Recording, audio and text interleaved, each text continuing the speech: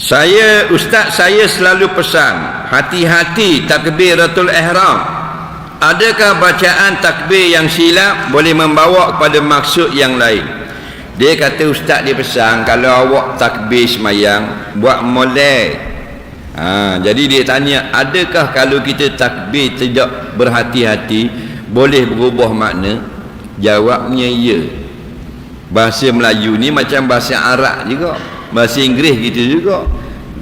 Terlebih S lain maknanya, ada huruf D di belakang lain pula maknanya. Faham tak?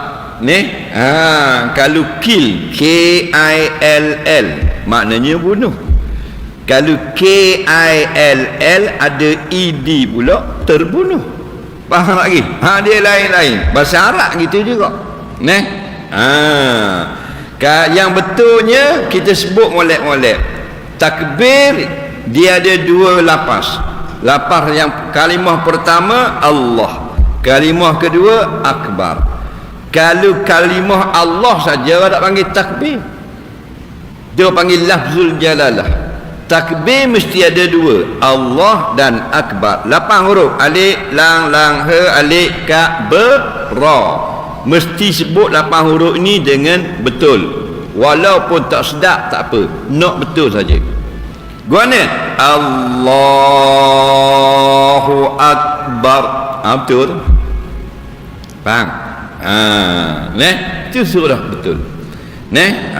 Jadi Hamzah akbar ini contoh. Dia banyak silap kalau kita tak jaga molek. Hamzah akbar ini dia satu harakat. Allahu akbar maksudnya Allah yang maha besar. Tapi kalau kita panjangkan alif, Allahu akbar, jadi A itu bila ada mak bermakna adakah Allah itu maha besar. Itu rosak mana? Faham? Contoh. Jadi istifham di situ. Ataupun jadi nida, wahai Allah. Nampak tak?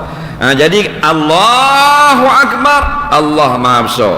Tapi kalau Allahu akbar, adakah Allah itu maha besar? Jadi kita soal pula rosak. Contoh, dekat akbar pula kita kena jangan panjangkan ra tadi, dan jangan kita tambah alif sebelum ra. Terus berjumpa dengan ra, Allahu akbar, kata lagu tu. Faham lagi? Yang salahnya sebelum ra ada alif, iaitu bab. Itu maknanya darah kotor, bukan makna maha besar. Maha besar ni akbar. Kalau akbar darah kotor, tu lari makna tak sah sebenarnya. Faham? Kalau kita ra tu kita takrir akbar lagu tu. Jadi gendang hok orang main tu, tak takaduk takaduk tak takaduk tak takaduk tak tak. Tu gendang. Faham tak lagi? Jadi biar molek-molek Allahu akbar. Nampak? Dia lagu tu.